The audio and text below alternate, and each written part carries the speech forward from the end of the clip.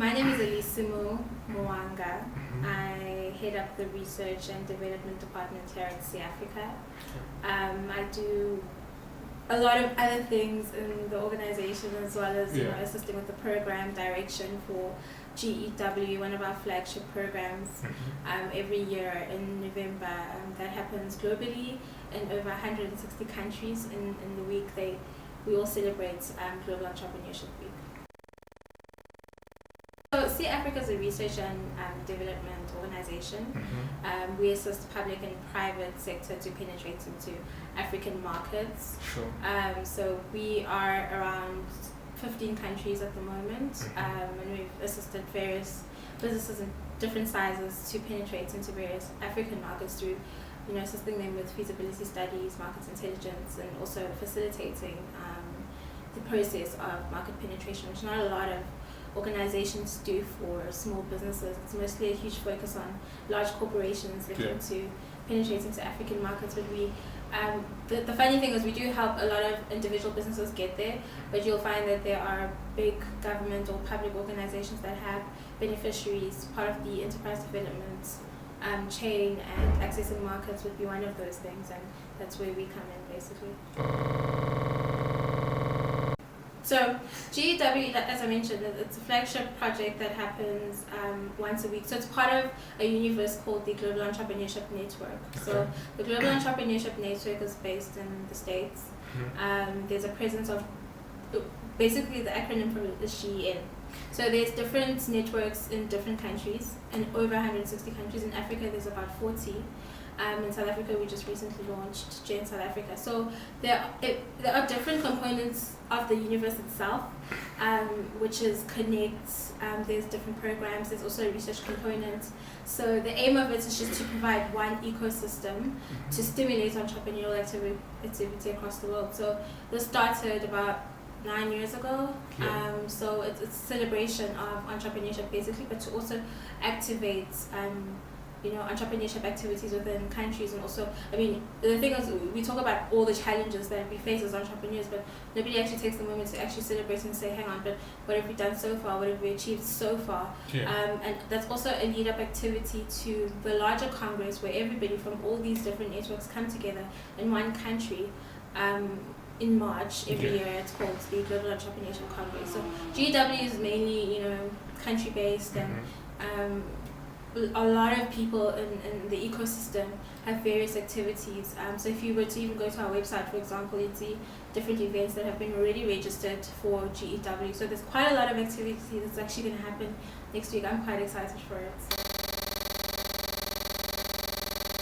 I would love to see a lot of young people identifying who they are, African people. Sure. Understanding the environment that they're in, and understanding what they can contribute into that environment that they're in, and actively working towards that, and not going to school to get an education to say, okay, I want to be employed in sorts of. Look, not everyone's going to be an entrepreneur, but I do believe that young African people need to know themselves, know their environment, identify opportunities, and develop a skill to provide that opportunity in terms of entrepreneurship. So those things all go hand in hand, and I feel like we are missed from this opportunity because we're not conditioned at an early stage in terms of child. What do you like? What are you passionate about? We don't have support from family networks, communities. We don't have an entrepreneurial cultural support. That's the breakdown. So I feel more exposure in terms of that, and consciously, making decisions and being aware of the decisions that we're making at a very young age, that has an impact on you in the future. Who you surround yourself with. Actually, every community that you are in, from when you're very young, from school, you're developing a network. You don't actually know that, but you are. A lot of people that you've gone to school with, some of them are, big CEOs right now. Some of them have got big businesses right now. Do you speak to them? No, you don't. Why? Because you didn't develop a relationship. You didn't maintain a relationship. And that's where I feel like going forward, for the next generation, I hope that is the case. What is the point of sending your child to a private school with relevant people when they don't even have that ability to understand what that means to have access to that type of resource. But you're providing that resource to them. Do you know what I mean? So until we understand how to make use of the resources that we have, the limited resources that we have, we may not be able to overcome the inequalities that we are faced with. Because you might be resourceful in abundance, you might come from a very wealthy family, but that doesn't necessarily mean you're going to be wealthy.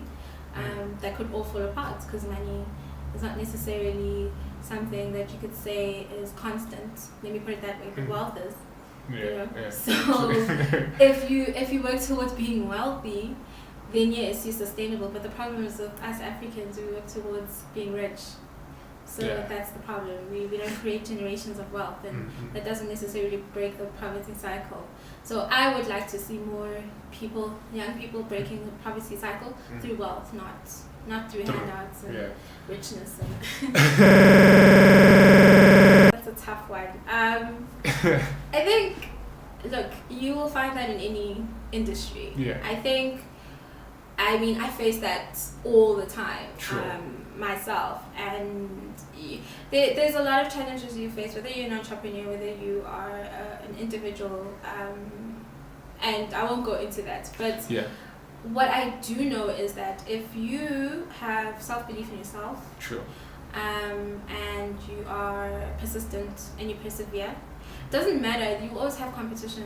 Competition is there, but there's only one you. And if there's something unique that you're offering, then I am never afraid of competition. Actually, I actually welcome competition. I actually learn from competition. The thing is, you need to understand who you are as a person. I think a lot of people get lost in the hype in the term entrepreneurship, and I can tell you there's a lot of people that they get so lost in that hype of entrepreneurship, they got into this program, and all this exposure, media this, media that, and then nothing. There's no product on the shelf. So what is the point of all of that? That's what I always say. I feel like you find a lot of negatives or whatever, positives in any industry, but you need to focus on the positive aspects of it. You need to surround yourself with the right people that are able to empower you, that you can learn from, that you can grow from. I think that's the most important thing. Who you surround yourself with is actually, I know people say that doesn't determine, and I mean obviously your past does not determine your future, but who you surround yourself with does have an impact on where you're going in life. Question. And I like the fact that you asking that, and I think that we should start having more of those conversations. In fact, I think at the event that we're hosting on the 11th, we do touch on that, and that's very close to my heart, because I'd like to think I'm a child of different countries. So I've been fortunate to have quite a diverse family background myself, and I understand the importance of understanding different African markets is quite important, because different markets operate differently. So when you have an understanding of markets, you're able to understand and identify opportunities there. And working with people, obviously, I feel the challenge is when a lot of people want to go into markets and take over, and not working with people that are already based there that probably understand the market better than you do. You may have the capabilities and the tools, but you don't understand how that market operates more than the person that's actually from that area. So I always believe in collaborating, and definitely if you look at, I always compare entrepreneurship with the music industry. How is it that the music industry, the entertainment industry, people finally understood that, actually we need to partner with other African artists, because the Nigerian market is amazing. They're breaking waves in different, markets. And the interesting thing is obviously because they are based in all parts of the world, and a lot of African people tend to travel a lot. And I think South Africans are starting to do that. And I think we need to do that more in South Africa, to actually expose ourselves globally. And I'm so happy to see a lot of young people actually traveling and going to see the world, because the only time you're able to expand your mind is if you actually travel, and starting with your continent, of course. I always advocate to start in Africa, but going back to your question, the countries that you should obviously look into partnering with are countries like Kenya, because they're fast-growing pace, especially in the tech space and innovation, and Nigeria, obviously, because it's a robust economy as well. But looking at Rwanda, it has been, indicated that it's one of the most entrepreneurial countries in Africa at the moment. And definitely looking at countries such as Ethiopia as well. It's quite an emerging market in Africa. Countries like Botswana, because there's a lot of opportunity for development, a lot of resources available, very little development. That's an opportunity. We look at Namibia as well, pretty much the same thing. Lesotho, they're looking for, the thing is with Lesotho, there's quite a lot of challenges, but most African countries, there are various opportunities because of the fact that we are underdeveloped, let's face it. A lot of the countries are underdeveloped. South Africa is probably the most developed, well, it's not probably, it is the most developed country in Africa in terms of infrastructure and resources, actually. So I feel like we need to, as an entrepreneur, you need to understand what it is that you're passionate about, firstly. And then figure out what the problems are in the areas that you're passionate about. And then provide a solution for those problems. And I always say, when we think entrepreneurship as Africans, we think find a solution, let's provide a service. No, that's not necessarily sustainable. If you're providing a service, rather develop a product, and then the question is, no, but how are we supposed to develop this product? And we haven't been exposed, and you don't have to develop it yourself. You work with other people. That's what entrepreneurship is about. It's about team building. If you have the capabilities of doing that and getting people to team with you and buy into your vision, you've already won the battle halfway. Now you need to go convince other people. So if you can't convince people to work with you as an entrepreneur, you might face a challenge to get people to convince people to buy into it in terms of monetary funds.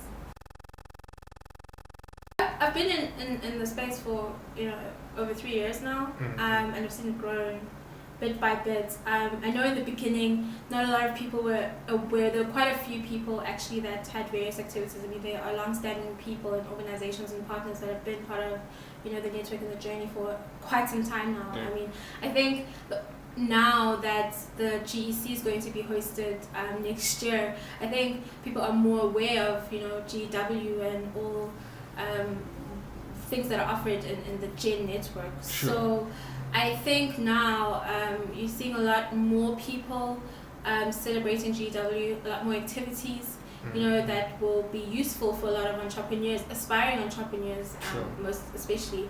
The ability to network. I think the challenge with a lot of developing countries, more especially in South Africa and Africa generally, I think the challenge with entrepreneurs is, yes, definitely access to markets, but the reason why you can't get access to markets is because we don't naturally have it in us to go out there and have the confidence to network with all kinds of people who could open all kinds of doors. It doesn't necessarily have to be funding. It could be a business partnership opportunity. It could be access to a market in another country. I mean, perhaps your product is not ready for a market in South Africa, for example.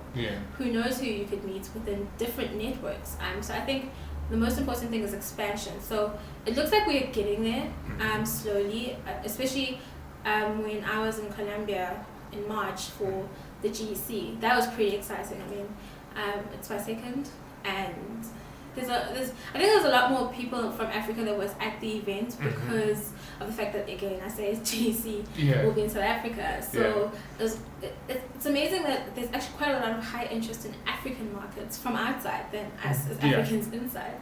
So I'm hoping that this is kind of like a turning wave in the change in entrepreneurship, and I'm really hoping that in March there's it's going to be a gradual shift, but a nice shift where we see a different look and understanding of what entrepreneurship really means in Africa. I think that would be a good start.